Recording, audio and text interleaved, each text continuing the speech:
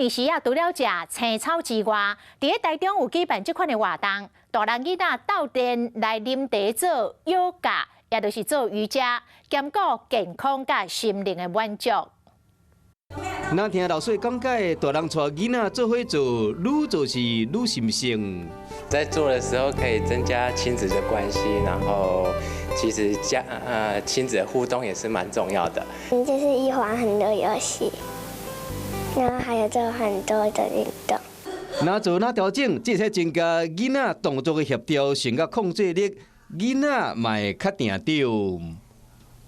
瑜伽对小朋友的好处呢，其实基本上我们会从呼吸方式去着手。